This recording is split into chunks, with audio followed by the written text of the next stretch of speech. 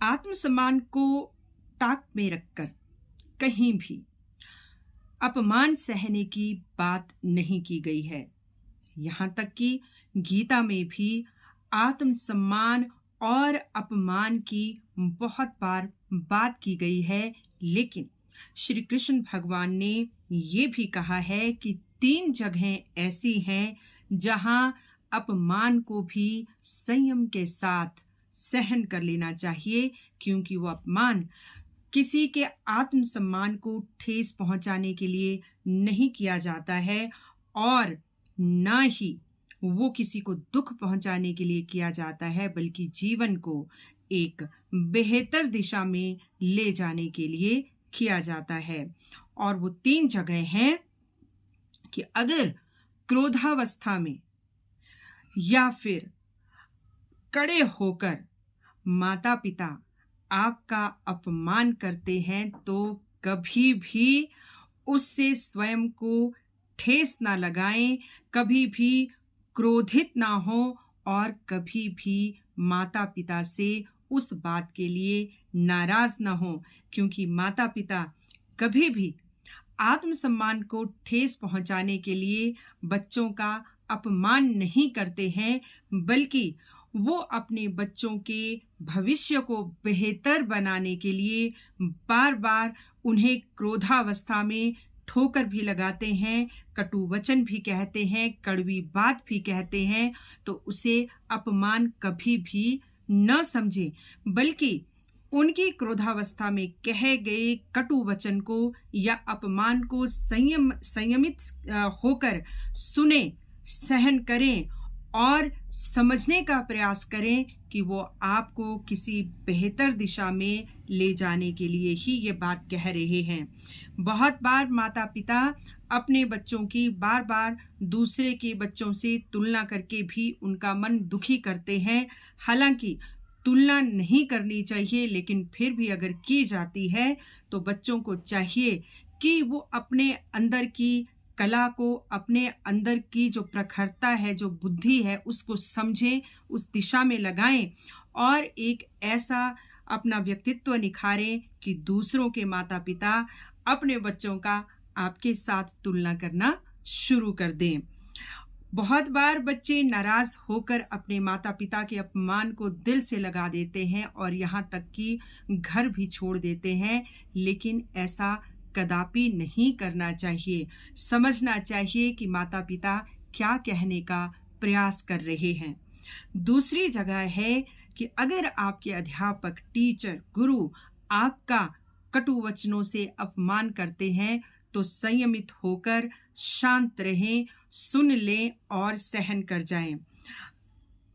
ज़्यादातर जो अध्यापक अपमान करते हैं विद्यार्थियों का, अपने शिष्यों का, वो ज़्यादातर दूसरे विद्यार्थियों और शिष्यों के सामने होता है, कई बार दूसरे अध्यापकों के सामने भी हो जाता है, क्योंकि ऐसे में विद्यार्थी अपने मन में ये चीज़ लगा लेते हैं कि उनका अपमान जानबूझकर सबके सामने किया गया है, तो वो कई बार बदले की भावना से त्रस्त हो जाते हैं और अपने अध्यापकों को भला बुरा भी कहने लग जाते हैं। पाठशाला तक बदलने के लिए अपने माता पिता को कहने लग जाते हैं, लेकिन अध्यापक जब उन्हें कटु वचन सुनाएं और 20 या 50 विद्यार्थियों के सामने उनका अपमान करें तो इस बात को समझने का प्रयास करें कि गलती उन्हीं की होगी, अन्यथा कोई भी अध्यापक अकारण ही किसी भी विद्यार्थी का कभी भी अपमान नहीं करेगा।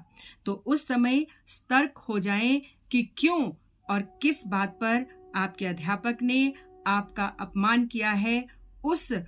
अपनी उस चीज़ को सुधारें, अपनी कमियों को सुधारें और अपने आप को ज़्यादा प्रखर करके एक अच्छी दिशा में ले जाएं। कहा भी गया है,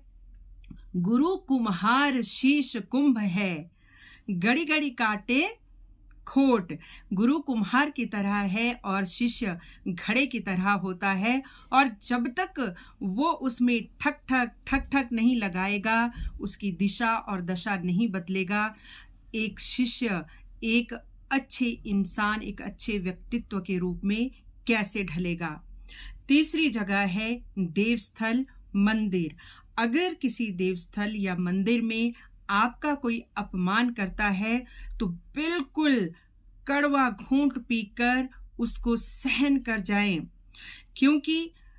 देवस्थली मंदिर एक ऐसी जगह है जहां हमेशा विवाद से बचना चाहिए। और अगर आपने किसी का अपमान कर दिया गलती से और जानबूझकर और आप वहां कलेश करते हैं, विवाद करना शुरू करते हैं, तो उसका आपके ऊपर नकारात्मक असर ही पड़ेगा।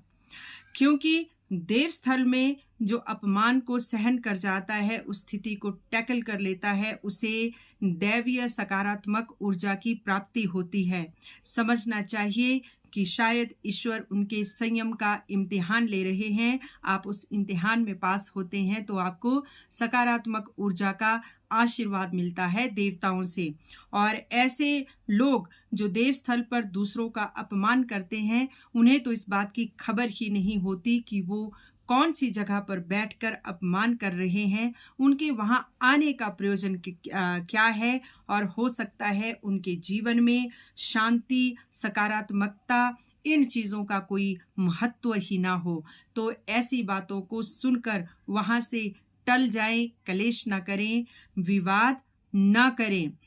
और इस तरह माता पिता और गुरु दोनों ही सदैव अपने बच्चों को अच्छा बनाने के लिए, बेहतर व्यक्तित्व बनाने के लिए बार बार उनके ऊपर प्रहार करते हैं, और